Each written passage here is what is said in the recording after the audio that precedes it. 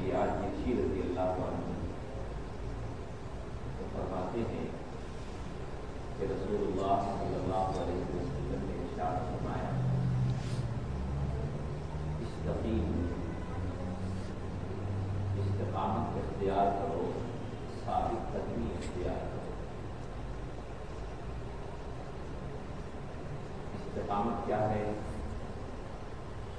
استقامت کہتے ہیں اللہ کے احکامات کو مکمل اختیار کرنا اور رسول اللہ صلی اللہ علیہ وسلم کی سنتوں کو اچھی طرح اپنی زندگی میں داخل کرنا۔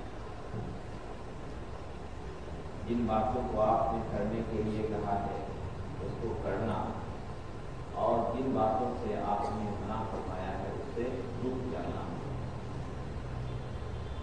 اسی کو کہتے ہیں استقامت۔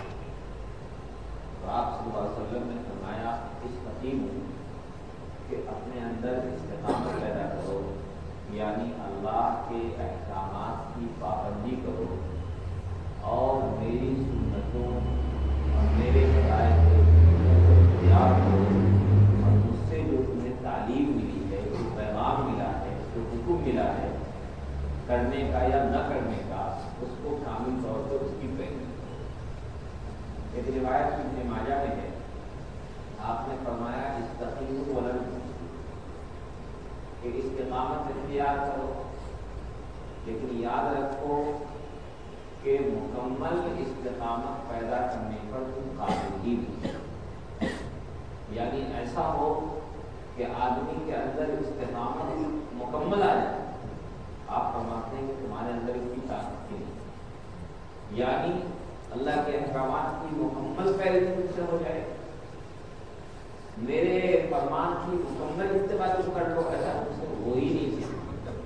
کیوں؟ اس لیے کہ انسان کے ساتھ نفس اور شیطان کی کشمکش لگی ہوئی ہے۔ انسان دنیا میں رہتا ہے، قدم آگے بڑھاتا ہے تو اس کے قدم کو پیچھے کھینچنے والی چیزیں نفس اور شیطان اس کے ساتھ ہیں۔ تو رسول اللہ صلی اللہ علیہ وسلم فرماتے ہیں کہ دیکھو مطلوب تو یہی ہے کہ تم استقامت اختیار کرو، کرنا تو تم یہی ہے، لیکن تمہارے ساتھ بشری تقاضے کے تحت مکمل استقامت آ جائے اور یہ مطالبہ تم مکمل اچھی طرح پورا کر سکو، ایسا ہو نہیں سکتا۔ تو پھر کیا فرما رہے ہیں کہ دیکھو جتنا ہو سکتا ہے اتنا کرو۔ اور فرمایا وَاعْلَمُوا أَنَّ خَيْرَ أَعْمَالِكُمْ الصَّلَاةُ، کہ جب تم مکمل استقامت جو اصل جس کا ہم تم سے مطالبہ کر رہے ہیں تم اس کو پورا نہیں کر سکتے تو اتنا کرو اور اس راہ سے وہاں تک پہنچنے کی کوشش کرو کہ یاد رکھو کہ تمہارے اعمال میں سب سے بہتر جو بھی کام کرو دنیا میں، تمام کاموں میں سب سے بہتر کام نماز ہے۔ تو تم کامل طریقے پہ استقامت کو اختیار تو نہیں کر سکتے، لیکن نماز وہ ذریعہ ہے اور اعمال میں سب سے اچھا عمل ہے کہ اس کو اختیار کر کے آدمی استقامت کی منزلوں کو طے کر سکتا ہے۔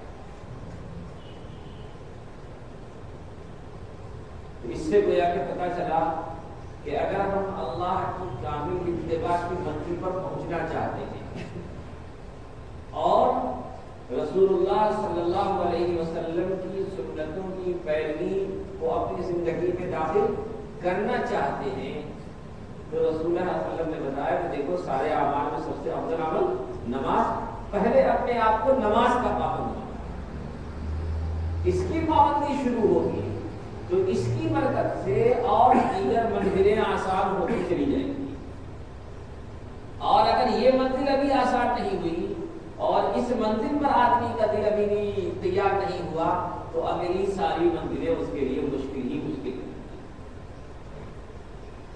اور فرمایا کہ پہلے روایت میں نے پیش کی، فرمایا فَنِعِمَّا إِنِ اسْتَقَامُوا، کہ میں نے تم سے مطالبہ کر رہا ہوں کہ اپنے اندر یہ خوبی پیدا کرو استقامت کی، کیا ہی اچھا ہوتا کہ تم اس خوبی کو اپنے اندر پیدا کر لیتے۔ کون تمنا کر رہے ہیں؟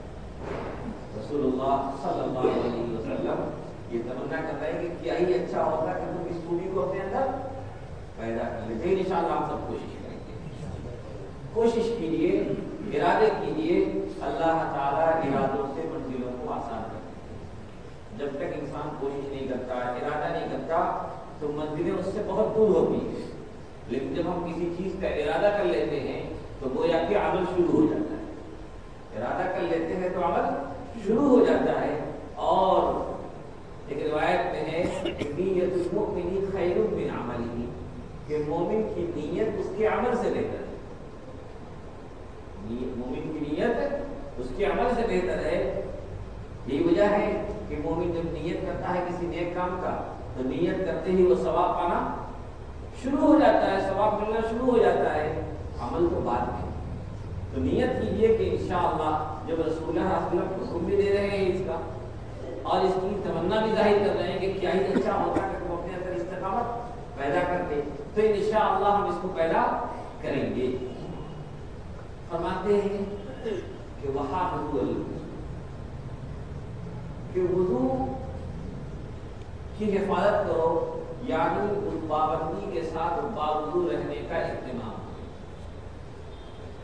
باوضو رہنے کا اہتمام کرو. اہتمام کا مطلب یہ ہے کہ ایک تو یہ ہے کہ وضو کے بارے میں کہا گیا کہ مفتاح الصلاۃ الطہور, نماز کی کنجی باقی ہے. یعنی تو ہمیں نماز پڑھنا ہے تو نماز سے پہلے باوضو ہونا ہے. تو نماز پڑھنے کے لیے تو وضو ہونا ہی ضروری ہے, اور وضو کرتے ہیں. تو یہاں مطالبہ نماز سے پہلے تو وضو کا نہیں ہے, بلکہ کیا کہا, باوضو رہنے کا اہتمام کرو. مطلب یہ ہے کہ نماز کے لیے تو وضو کرنا ہی کرنا ہے, نماز کے علاوہ زندگی کے عام اوقات میں بھی باوضو رہنے کا اہتمام کرنا. صرف نماز کے حد تک نہیں, بلکہ مومن کے بارے میں کہا گیا, ایک حدیث اور ہے, رسول اللہ صلی اللہ علیہ وسلم نے فرمایا وَلَن يُحَافِظْ عَلَى الْوُضُوءِ إِلَّا مُؤْمِنٌ, کہ ہمیشہ باوضو رہنے کا اہتمام ایمان والے ہی کرتے ہیں. یعنی جن کے دل میں ایمان اعلیٰ درجے کا ہے اور بہت اعلیٰ درجے کا ایمان رکھتے ہیں, اور ان کا دل ایمان کی نور سے روشن ہے, تو ایسے لوگ ہمیشہ باوضو رکھنے کا اہتمام کرتے ہیں. اس سے ایک بات کی معلوم ہوتی ہے کہ اسلام میں جہاں نماز, روزہ, حج, زکوٰۃ, صدقہ, اس کی بڑی اہمیت ہے, اور اس کے کرنے والے کو اللہ کی بڑی قربت اور اللہ کی محبت نصیب ہوتی ہے. اس سے ایک بات یہ معلوم ہوتی ہے کہ اسی طریقے سے وضو بھی ایک ایسی عبادت ہے, وضو صرف نماز کے لیے تمہید نہیں ہے, نماز پہ پہنچنے کا ایک ذریعہ نہیں ہے, بلکہ وضو بھی مستقل عبادت ہے. اسی لیے تو اس کا مطالبہ کیا جا رہا ہے کہ ہمیشہ باوضو رہنے کا اہتمام کرو.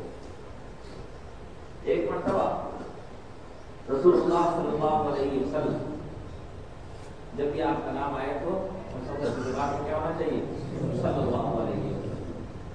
ہم آپ پر درود پڑھ کر کے آپ کی جو بلند منزلیں ہیں, آپ ہم کہتے ہیں کہ اے اللہ ان پر درود رحمت نازل فرما, کہ در حقیقت یہ ہماری درجات کی بلندی اس میں ہوتی ہے.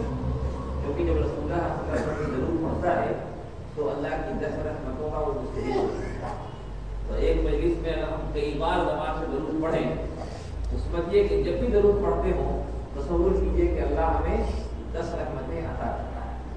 اسی لیے کہا گیا ہے کہ انسان مصیبتوں پریشانیوں میں ہو تو کثرت سے درود پڑھے, اس لیے کہ درود پڑھنا رحمتوں, پڑھنے والا رحمتوں کا مستحق ہوتا ہے, اور جب رحمتوں کا مستحق ہو گیا تو رحمت آئے گی تو رحمت جائے گی.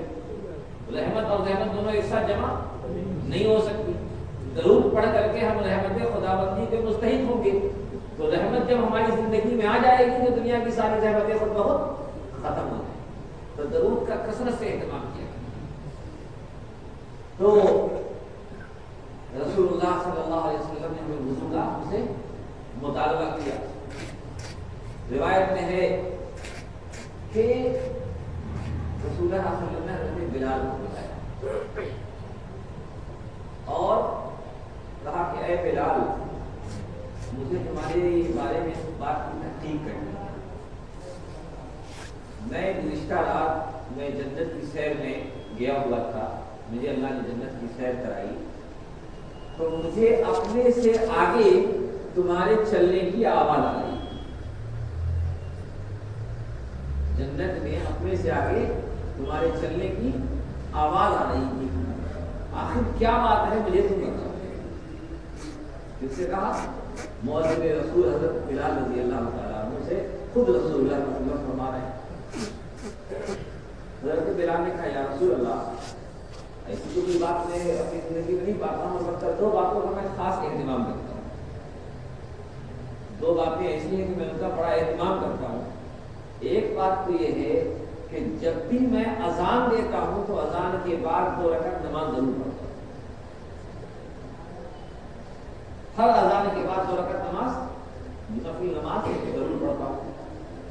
اور ایک دوسری بات یہ ہے کہ جب بھی میرا وضو ٹوٹتا ہے میں فوراً وضو کر لیتا ہوں، بے وضو میں کبھی نہیں رہتا۔ رسول اللہ صلی اللہ علیہ وسلم نے فرمایا بِهَذَا، یہ جو تمہارا عمل ہے اسی عمل کی وجہ سے میں تمہاری چلنے کی آواز جنت میں آگے آگے پا رہا ہوں کہ جنت میں تم مجھ سے آگے بڑھ گئے۔ بتائیے کہ یہ جو وضو مظاہر دیکھنے میں کہ بچہ نازا کو دھلنا ہے، اس کے اندر عبادت کی کوئی شان نظر نہیں آ رہی، لیکن اسلام نے اس کو عبادت کا کتنا اونچا مقام دیا ہے کہ رسول اللہ صلی اللہ علیہ وسلم فرماتے ہیں کہ ایک تو ایمان کا نور جن کے اندر ہوگا وہی ہمیشہ باوضو رہیں گے، اور دوسری بار حضرت بلال سے کہا کہ مجھ سے آگے چلنے کی آواز جنت میں تمہاری آ رہی ہے، وہ تمہارے وضو کی وجہ سے ہمیشہ باوضو رہنے کی وجہ سے۔ بتائیے وضو کی کتنی اہمیت معلوم ہوتی ہے۔ اس لیے ہم سب بھی اپنی زندگی میں اس بات کا اہتمام کریں کہ نماز کے لیے تو وضو کرنا ہی کرنا ہے، زندگی کے عام اوقات میں بھی باوضو رہنے کا اہتمام کریں گے۔ اور یہ کوئی مشکل کام نہیں، تھوڑی سی توجہ کی ضرورت ہے۔ اگر کوئی آدمی اس کا اہتمام کرنے کا ارادہ کر ہی ہے تو یہ کوئی بہت مشکل کام نہیں ہے، بلکہ انتہائی آسان کام ہے۔ اس لیے کہ اگر عام لوگ جو صحت مند ہوتے ہیں، جن کو کسی قسم کی بیماری نہ ہو عام طور پہ، تو اگر وہ چاہیں تو صبح فجر میں وضو کرے تو وہ وضو کئی گھنٹے رہ جاتا ہے، پھر اس کے بعد اگر وضو ٹوٹا اس کے بعد وضو کر لیں تو وہ وضو دینی زندگی میں اگر مشکل سے 2 4 5 مرتبہ وضو کریں گے تو وہ وضو سونے سے پہلے وضو کریں گے تو وہ وضو تو فجر تک کافی ہو جائے گا۔ سونے سے پہلے، اور سونے کے آداب میں سے بھی یہی ہے کہ آدمی باوضو سوئے، تو رات تو ایک ہی وضو میں گزر جائے گی، بلکہ اگر بعض وقت تھوڑا توجہ رکھیں تو مغرب کے وضو فجر تک چل سکتا ہے، مغرب کے وضو سے ایک وضو نہ ٹوٹا تو پھر وضو کرنے کی ضرورت نہیں ہے۔ تو تھوڑی سی توجہ کر لیں تو اس عبادت کو اپنی زندگی میں داخل کر سکتے ہیں، اور اتنی بڑی عبادت کہ اس کی وجہ سے حضرت بلال مطالعہ فرماتے ہیں کہ اس عبادت کی وجہ سے میں تمہیں جنت میں اپنے سے آگے آگے پا رہا ہوں۔ انشاءاللہ ہم سب اس کا اہتمام کریں۔ لیکن وضو کیسی ہونی چاہیے؟ جب یہ بات معلوم ہو گئی کہ وضو ایک عبادت ہے اور معمولی عبادت نہیں بلکہ بڑی اہم عبادت ہے، تو اس عبادت کو بھی بڑی شان کے ساتھ ہمیں انجام دینا چاہیے۔ حدیث میں جہاں کہیں بھی وضو کی بات کہی گئی ہے اور وضو کی فضیلت بیان کی گئی ہے تو 2 باتیں عام طور پہ ملتی ہیں۔ احسنا کا لفظ ملتا ہے اور اسبغا کا ایک لفظ ملتا ہے کہ وضو میں اچھا وضو کیا ہو۔ یہاں بھی وضو کی فضیلت والی حدیثیں آپ پڑھیں گے، من توضأ فاحسن وضوءه، جس نے وضو کیا اور اپنے وضو کو اچھا کیا، اچھی طرح وضو کیا، یہ لفظ ملتا ہے اسبغا، جس نے وضو کیا اور اپنے وضو میں اسباغ کیا۔ اسباغ کہتے ہیں سارے اعضاء کو اچھی طرح پورا دھلنا، اور بعض محدثین نے اس بات کا مطلب لکھا ہے کہ وضو میں فرائض کو پورا ادا کرنا اور سنتوں کی پوری رعایت کرنا، فرائض کو پورا ادا کرنا اور سنتوں کی پوری رعایت کرنا، یہ اسباغ ہے، جس کو عربی زبان میں اسباغ کہتے ہیں۔ اور وضو میں اچھائی کیا ہے، احسان کیا ہے؟ علماء نے لکھا ہے کہ وضو کو مکمل سنتوں کی رعایت کرتے ہوئے اچھے انداز میں وضو کرنا اور وضو میں یہ تصور رکھنا کہ ہمارا یہ وضو، ہمارا یہ عمل ایک عبادت ہے جس میں اللہ تعالیٰ نے بے شمار برکتوں کو چھپا رکھا ہے. ان تصورات کے ساتھ وضو کرنا اور اس پر اللہ سے ثواب کی امید رکھنا، یہ وضو میں احسان اور اچھائی ہے. یہ دیکھنے میں، بولنے میں تو یہ سب چیزیں بہت لمبی چوڑی ہیں، لیکن اپنے وضو کو اچھی طرح کریں یہ کوئی زیادہ مشکل کام. سب سے پہلی چیز وضو میں اچھائی کہاں سے شروع ہوتی ہے؟ شروع یہ ہوتی ہے کہ جب ہم وضو کرنے جا رہے ہیں تو ہاتھ جو اعلیٰ دھلنا ہے، ہاتھ، چہرہ اور پاؤں وغیرہ جو دھلنا ہے وہ دھلنا ہی ہے، لیکن اگر اس کے ساتھ کچھ آداب کا خیال رکھ لیں تو یہی چیز اچھی ہو جائے گی. اب تھوڑا سا بے توجہی کے ساتھ کرے تو وضو تو ہو جائے گا، لیکن یہ چیز اچھی نہیں ہوتی، اور اس میں جو برکتیں ہیں وہ برکتیں ہماری زندگی میں نہیں ہیں. جب ہم ایک عمل کر ہی رہے ہیں تو اس کو تھوڑا سا اچھے انداز میں کریں. پہلی چیز کہ وضو میں نیت رکھنا. جیسے نماز کے لیے آ رہے ہیں تو وضو میں نیت یہ کرنا کہ ہم وضو کر رہے ہیں نماز کو ادا کرنے کے لیے، اور نماز کے علاوہ دیگر اوقات میں اگر وضو کر رہے ہیں تو یہ رکھنا کہ وضو ہم یہ کر رہے ہیں اللہ کی قربت پانے کے لیے، اللہ کی رضامندی پانے کے لیے. یہ نیت رکھنا دل میں، زبان سے بولنا ضروری نہیں ہے، بس دل میں تصور ہو کہ ہم یہ کام کیوں کر رہے ہیں. تو عام اوقات میں وضو کر رہے ہوں تو اللہ کی قربت، اللہ کی رضامندی، اللہ کی محبت کے لیے وضو کر رہے ہیں. اور نماز کے لیے آ رہے ہیں، کب وضو کر رہے ہیں؟ دل میں یہ تصور ہو کہ ہم فلاں نماز پڑھنے کے لیے وضو کر رہے ہیں، نیت ہونا چاہیے. اسی طریقے سے وضو کو شروع کرنے سے پہلے بسم اللہ کریں. عام طور پہ لوگ چہرہ دھلنا شروع کر دیتے، ہاتھ دھلنا شروع کر دیتے اور یہ ایک اہم سنت چھوڑ جاتی. ایک حدیث میں ہے، حضرت ابن عمر رضی اللہ تعالیٰ عنہ فرماتے ہیں کہ رسول اللہ صلی اللہ علیہ وسلم نے فرمایا کہ من توضأ وذكر اسم الله تعالى عليه كان طهورا لجميع بدنه، ومن توضأ ولم يذكر اسم الله عليه كان طهورا لأعضائه. کہ جس نے وضو کیا اور وضو کرنے کے شروع میں اس نے اللہ کا نام لے لیا، یعنی بسم اللہ پڑھ کر کے اپنے اس عمل کو شروع کیا، تو فرماتے ہیں رسول اللہ صلی اللہ علیہ وسلم کہ دھلے گا تو صرف وہ چند ہی آگا کو، لیکن اس ایک بسم اللہ کے شروع میں پڑھ لینے کی وجہ سے وضو کے ساتھ ساتھ اس کا پورا بدن پاک ہو جائے. بھائی بدن کس چیز سے پاک ہو؟ نجاست سے تو بدن نہیں پاک ہونے کے. اگر نجاست لگی ہو بدن میں تب تو نہانا ضروری ہے، یا نجاست کے اس حصے کو دھلنا ضروری ہے. ہم دھل رہے ہیں چند آدھا کو، رسول اللہ صلی اللہ علیہ وسلم فرماتے ہیں کہ پورا بدن پاک ہو جائے گا، یعنی جسم کے ہر حصے میں جو بھی گناہ ہوگا وہ سارا کا سارا گناہ دھل دیا جائے گا، اور یہ انسان وضو کرتے ہی گناہوں سے پاک و صاف ہو جائے گا. صرف چہرے کے گناہ یا ہاتھ کے گناہ یا جو آدھا دھلے گئے ہیں ان کے گناہ نہیں، بلکہ پورا جسم گناہوں سے پاک ہو جائے گا. اور فرمایا کہ جس نے وضو کیا لیکن بسم اللہ یا اللہ کا نام لینا بھول گیا، نہیں پڑھا، تو پاکی ملے گی، عمل تو ضائع نہیں ہوگا، لیکن صرف جن اعضاء کو دھلا ہے، جن اعضاء کو استعمال کیا ہے، بس وہی اعضاء پاک ہوں گے، پورا بدن پاک نہیں. بتائیے ذرا تھوڑی دیر کے لیے سوچیے کہ وضو کے شروع میں بسم اللہ پڑھنا کتنا آسان تھا. تھوڑی ایک توجہ، لیکن پڑھنے کی صورت میں اور نہ پڑھنے کی صورت میں کتنا فرق پڑ رہا ہے کہ پڑھ لیے تو پورا بدن پاک گناہوں سے، اور نہیں پڑھے تو صرف اعضائے وضو ہی پاک. تو اس کا اہتمام ہمیں کرنا چاہیے. اسی طریقے سے وضو میں اہتمام کرنا چاہیے کہ جن اعضاء کے بارے میں دھلنا ہے وہ پورے دھلے جائیں، اس میں معمولی سا بھی کوئی عضو خشک نہ رہنے پائے.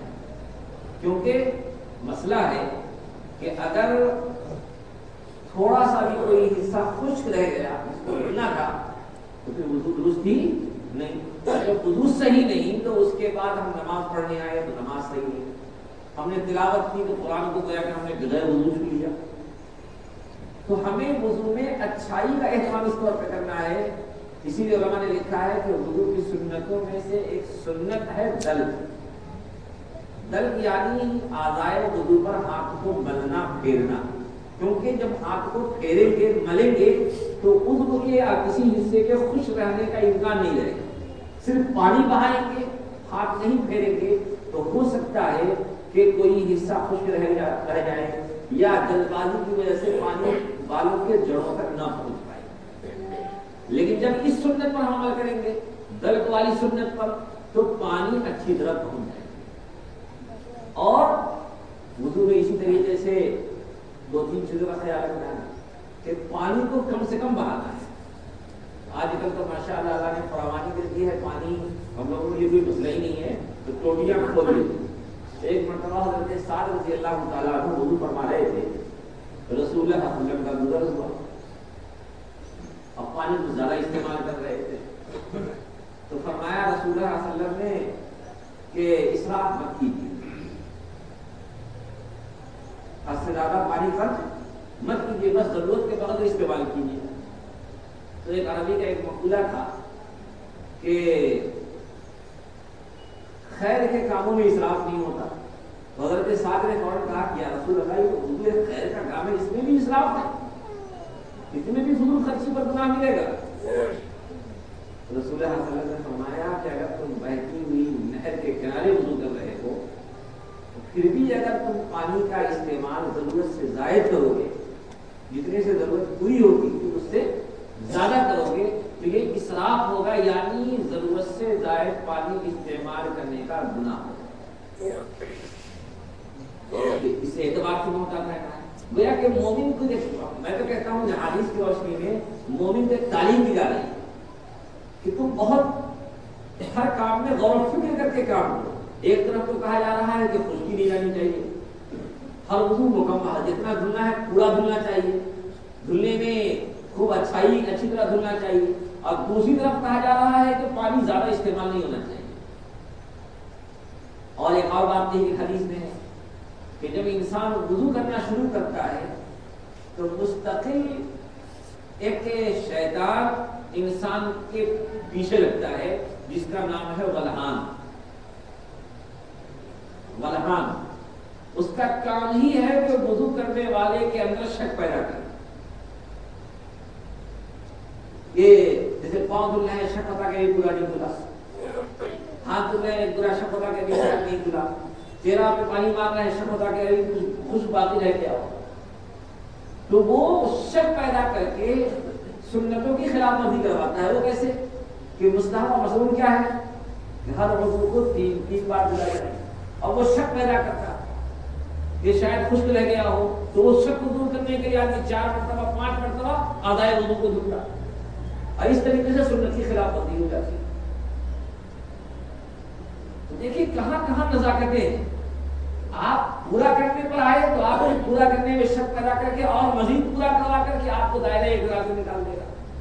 تو مومن کو کہا گیا دیکھو محتاط رہو, خشک بھی نہیں رہنا چاہیے, ولہان کا شکار بھی نہیں بننا چاہیے, اور بے اعتدالی بھی نہیں ہونی چاہیے, پانی میں فضول خرچی بھی نہیں ہونی چاہیے. یہ سب کب ہوگا اگر ہم اس اپنے کام کو توجہ سے کرنا شروع کر دیں گے. چہرے پہ پانی مار رہے ہیں, ایک مرتبہ پانی مارا اور اچھی طرح چہرے کو مل لیا, ہاتھ پھیر لیا, پانی کو بے ترتیب نہیں مارا بلکہ توجہ کے ساتھ پانی کو استعمال کیا, تو نہ ولہان شیطان آئے گا نہ بے اعتدالی ہوگی, اور سنت کے مطابق ہمارا سارا کام ہو جائے گا. سنت یہی ہے کہ ہر وضو کو 3 بار اور مسح صرف 1 بار.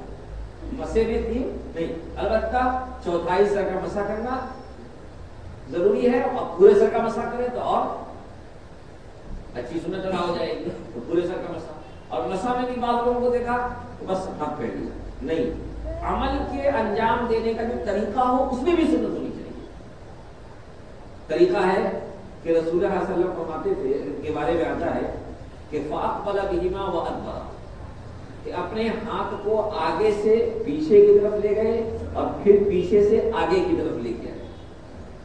طریقہ کیا علماء نے لکھا ہے کہ اپنے انگلیوں کو 2 حصوں میں تقسیم کریں, آدھی اس کو سر پر لے جاتے ہوئے آدھی انگلیوں سے اور اپنی ہتھیلی کو بچا کے رکھے, کیونکہ پانی نیا پانی استعمال ہونے کے بعد دوبارہ استعمال تو نہیں کرنا ہے. تو انگلیوں کو پیچھے کی طرف لے کے جائے اب پھر ہتھیلی سمیت اس کو ایسے آگے کی طرف لے کے آئے تو پورے سر کا احاطہ ہو گیا، اور یہ 2 انگلیاں بچی ہوئی ہیں تو اس سے کان کا مسا اور گردن کا مسا پشت کے حصے سے کر لیں تو کوئی بھی عضو دوبارہ استعمال میں نہیں آئے گا، تازہ پانی ہر جگہ لگے گا۔ اور اتنی بڑی فضیلت ایک حدیث میں نے پڑھی، رسول اللہ صلی اللہ علیہ وسلم فرماتے ہیں کہ جو شخص گردن کا مسا کرے گا وضو میں، گرچہ کی گردن کا مسا کرنا فرض نہیں ہے، پھر چہرہ دھونا فرض ہے، سر کا مسا فرض ہے، لیکن گردن کا مسا فرض نہیں ہے۔ رسول اللہ صلی اللہ علیہ وسلم فرماتے ہیں کہ جو شخص گردن کا مسا کرے گا قیامت کے دن گردن کا توق اس کو نہیں ڈالا جائے گا۔ اس ایک عمل سے، گردن کے مسے کی وجہ سے اگر کوئی دوسری ایسی غلطی ہوتی ہے تو قیامت کے دن گردن کے بوجھ اور گردن کے توق سے وہ محفوظ ہو جائے گا۔ تو اس عمل کو سنتوں کے ساتھ انجام دیا جائے۔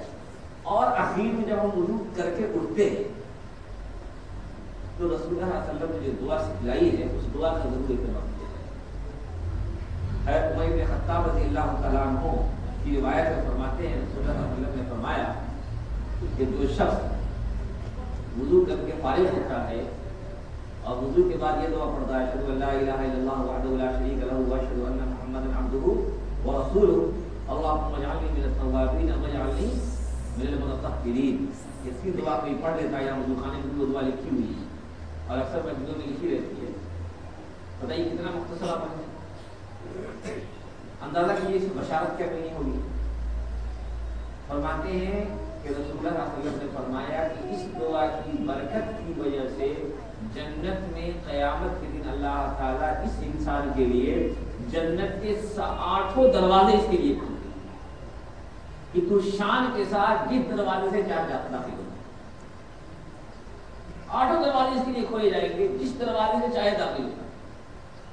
اچھا داخل ہو گیا، اندر اونچا مقام چاہیے تو ایک اور روایت ہے کہ جو شخص وضو کے بعد سورہ قدر انا انزلناہ فی لیلۃ القدر وما ادراک ما لیلۃ القدر، حضرت انس رضی اللہ تعالیٰ عنہ کی روایت ہے، فرماتے ہیں کہ جو شخص وضو کی دعا پڑھنے کے بعد اس سورت کو ایک مرتبہ پڑھنے کا اہتمام کیا کرے گا، اللہ تعالیٰ اس کو قیامت کے دن صدیقین کے ساتھ اس کا حشر فرمائے، اور جو اس سورت کو 2 مرتبہ پڑھنے کا اہتمام کیا کرے گا اپنی زندگی میں، اللہ تعالیٰ اس کا حشر شہداء کے ساتھ کرے گا، اور جو اس سورت کو 3 مرتبہ پڑھنے کا اہتمام کیا کرے گا، اللہ تعالیٰ اس انسان کا حشر انبیاء کے ساتھ کرے گا۔ بتائیے کتنی برکتیں ہیں ان مختصر اعمال میں، لیکن ہماری زندگی میں تھوڑی سی بے ترتیبی کی وجہ سے ہم وضو کرتے ہیں، ہمیشہ کرتے ہوئے آئے ہیں، لیکن ہمارے وضو میں ان خوبیوں کو ہم نے پیدا نہیں کیا، تو جس کی وجہ سے وضو کی ساری خوبیاں ہمیں اور وضو کی ساری برکتیں ہمیں نہیں مل سکتی۔ تو آج سے عہد کریں کہ انشاءاللہ وضو کو عبادت سمجھیں گے اور وضو کو صحیح ڈھنگ سے کر کے اپنے وضو کو اپنے لیے دنیا اور آخرت میں ہر برکت کا ذریعہ بنائیں گے۔ اللہ سے دعا ہے کہ اللہ تعالیٰ ہم تمام لوگوں کو صحیح عمل کی توفیق عطا فرمائے۔ وآخر دعوانا الحمدللہ۔